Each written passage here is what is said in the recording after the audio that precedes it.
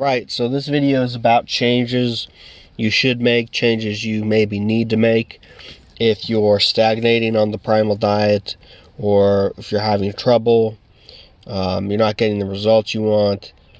You know, I've been doing this 5 years now, over 5 years, and there isn't anybody out there like me who's doing what I'm doing, which is sharing my experience and knowledge with anybody who wants to listen, basically. I'm not saying I know everything or I'm the most experienced person, but I'm definitely the only one who's making content like this. So I hope you find it helpful, and I don't really plan on stopping it.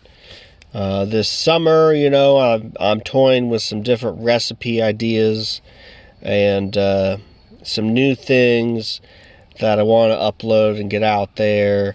So stay tuned for that. But as far as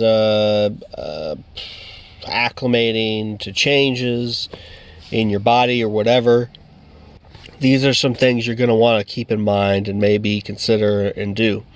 First of all, you need to read the books once a year, because when you do have these changes, that's the first place you want to look, because there's a lot of subtleties in the books that you're going to miss. And when you do read something like the books, you're always going to fixate on kind of what is applying to your specific problem, because a lot of people turn to this diet because they run out of answers. They don't have anywhere else to go. So people are really desperate and kind of like fixate on a few things they're trying to fix right away. So, maybe once you get those done and fixed and you're feeling better, but you noticed you're stagnating, read the books, and then check the Q&As, the audio recordings, listen to those. Great time to listen to those is in the tub. Personally, that's what I do. So I'll start off, maybe the most obvious thing is the type of meat you're eating. Maybe you start out like most people and you just eat a lot of red meat. You eat a lot of beef or goat or whatever. And that's great.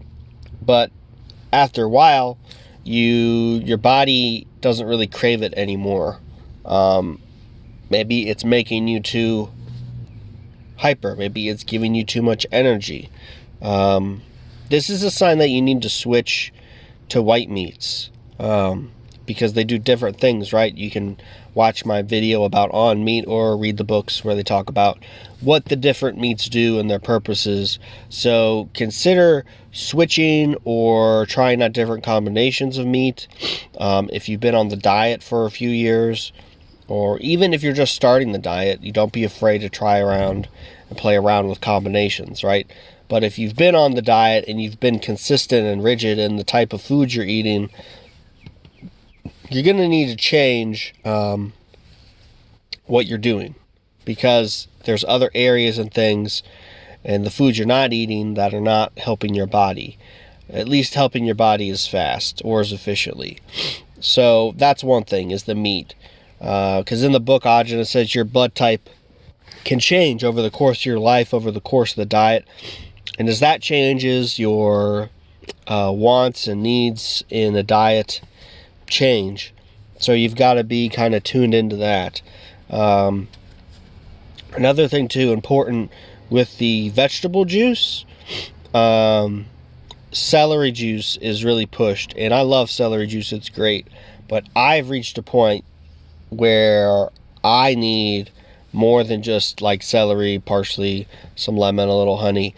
When you're drinking all the celery juice, it's a carb negative, right? So it's negative carbs. It's going to be pulling out stored carbohydrates and sugars from your body, which is a good thing. But after doing that for, 2 years, 3 years, maybe a little bit more in some people, you're going to become carbohydrate deficient. Now, to fix this, it's very easy. You're going to want to add carrot juice to your vegetable juice. It's going to be pretty necessary, especially if you're feeling low on energy especially if, you're kind of craving more sugars, like, oh, more fruit, like I need some fruit, but fruit's a good thing to have as a detox meal once a day, a little bit. If you're very active, you can get away with more, but generally you don't want to overdo fruit.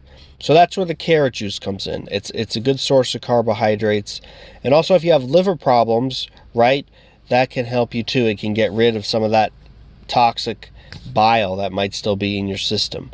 So 20 to 40% of your juice can be carrot juice. After, being on the celery juice for a while, pretty strict on the celery juice. Personally, I did mostly celery juice. I tried carrot juice a few times. It made me over emotional. It just made me feel not good. So, but now I kind of feel like maybe I do need to start incorporating that this summer. That's going to be something I do. Another substitute for that, possibly, I don't know if it's quite enough carbohydrates, is the sport formula using, the cucumber, the watermelon, and the tomato. Those are excellent and delicious to drink over the summer. I find that some days when I drink those, my appetite is still good, and my need for vegetable juice kind of wanes. I definitely don't need as much, so you can keep that in mind. But you can also experiment with beets as well. Other things that have sugar and carbs, but the carrots would be like the bare minimum, like the carrots and the celery juice, 20 to 40% carrot juice. So something you can kind of play around with there, figure out what you need. But if you've been on the diet for a few years and you're starting to feel like you might need something extra, like some carbohydrates, or maybe you're craving more fruit, definitely consider juicing more carrots, putting that in your juice. And like I said, other things like beets, those got a pretty good amount of sugar in them too. But I find beets can stimulate appetite a lot. So personally for me, I wouldn't drink beet juice at the end of the day. I would try to drink it in the beginning of the day before my meat meals, just me personally. So another thing I've been playing around with is a lot of people like to recommend pineapple for their meat meals to help digestion. But I've been playing around with pateing, just mixing in ginger into my meat meals, right? So you can, peel it off and then put it in your pate, your processor. You can grate it with a cheese grater and put it in your food. It's a really nice flavoring. I'm going to play around with this when I make some sauces. I have a feeling it'll be really good in a ketchup sauce. Make a certain kind of ketchup sauce with some ginger. The ginger is a really great palate cleanser and flavor enhancer, especially when you mix it with like honey and lemon. I've been doing like honey, lemon, ginger, and fish, and that's really amazing. But the ginger, I noticed, is very helpful with aiding digestion. So, it's not good to eat a lot of fruit, right? If you find you're eating too much pineapple, or you don't like pineapple because maybe it's too hard on your teeth or something, or you just don't like having to throw away pineapple because you buy a whole pineapple and then it gets too ripe and too sugary and you don't want to eat it, whatever. Ginger is a great alternative for meat meals, for fat digestion. It works really well. I've been playing around with it. I will say the one downside to it is that it can thin your mucus. I noticed that my allergies have been bothering more since I've been eating more ginger. Probably because I haven't been drinking enough milkshakes. I haven't been able to get my refills with cream and butter. I'm waiting on that with my Amish folk. So they'll come through, eventually when they can. But that's just one thing. Pineapple is not going to thin your mucus. Ginger's going to thin your mucus a little bit at least.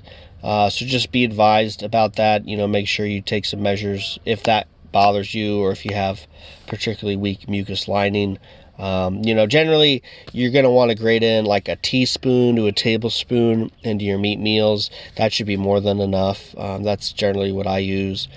So That's good. But ginger also, I noticed, it gives me more energy when I eat it with meat. I find that even when I was eating it with fish, which can sort of calm you down, I was still feeling like I'd have more energy than usual. So that could be a plus or a minus for you with ginger and energy, but don't sleep on ginger. I haven't seen people promote or suggest ginger, but that's something I'm going to start doing more, suggesting it to people, but also incorporating it into my diet more.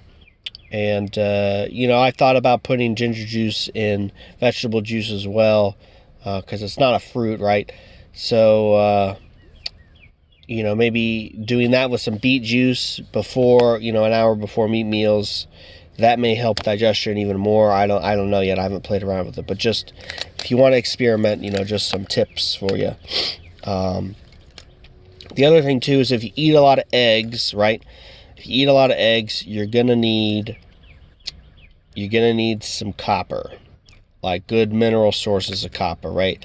In the book, and I come to this conclusion because Aujana suggests vegetable juices, 4 ounces of vegetable juices that are things that are high in copper, like purple cabbage, leafy greens, and spinach. He suggests 4 ounces of that stuff a week if you have a diet high in eggs. Now, if you don't want to drink the purple cabbage, maybe you don't like it, or maybe you can't find a good source of spinach. I think spinach is in like a Dirty Dozen list or something of, stuff you want to avoid. I don't know about kale. I've been juicing kale, and I don't really know if that's making too much of a difference. I only juice, like 5% of the juice volume of kale. It's not a lot at all, but one thing else you could do is, liver is a great source of copper. But be careful. Don't eat too much liver. Don't eat too many organs. I would say, you keep it about like 20% organs, 10 to 20% or less of organs in relation to how much meat you're eating. Because they really only target the organs, and you really want like a full profile of, nutrients and amino acids coming into your body. So mixing the organs, a little bit of organs with regular muscle meats is a good barometer, is a good practice, I think. I used to drink the liver shakes, and I'll drink one every once in a while. I got some pig livers a couple months ago, and I ground those up and drank them, and that was pretty good. But I don't even have an appetite for that kind of stuff anymore, honestly. Because I did so much of it, and I don't think my body really needs it. So I just listen to my body. But oysters, shellfish, oysters especially, they have a lot of copper. So as long as you're eating oysters, I would probably say and I just remember I have some oysters in the fridge I need to eat. As long as you're eating oysters, like 4 to 8 oysters a week, at least, I'd say you're probably pretty good in that regard. So those are a few things that I wanted to touch on that would be helpful. They're pretty important considering, like vegetable juice and meat are a pretty big component of the diet. So, if you're kind of lacking in carbs because you're drinking too much celery juice, balance it out with some celery juice. If you're not getting the results you want, or you feel like you're stagnating, try to change up the meat and the meat combinations you're eating. Those are the two big things. And then I talked about, if you're eating a lot of eggs, maybe get some of these leafy green juices or purple cabbage juice, 4 ounces of that per week, or a lot of oysters or some liver. The copper will help your body use other nutrients. And basically, I've been looking into this a little bit. I've heard about it on a podcast. This guy, his big theory is iron is bad. It causes oxidation in the body. And that's the whole reason, oxidizing. It's bad. That's why humans are dying. That's why our health is getting worse, is because of all the iron in food. And, we need copper to balance it out. And I'm not fully on board with everything he was saying, but I definitely think having more copper in your diet, is a good thing. So, if you're worried about that, eat a little bit of liver, eat some oysters. That'll get you feeling right. I noticed I've been feeling a lot better since I've been eating, 4 to 8 oysters a week now. I don't really overdo it on the oysters like some people, but, Whole Foods, they got them, 12 for 12 on Fridays. My fish market's got them for $1 any day of the week. So I'm not really committed to buying 12 oysters like some people. But hey, the more oysters you eat, it's really good for getting mercury out of your body. They're a great palate cleanser for meat meals. So let me know if you have any thoughts or questions in the comments. I hope you found this video useful. Thanks.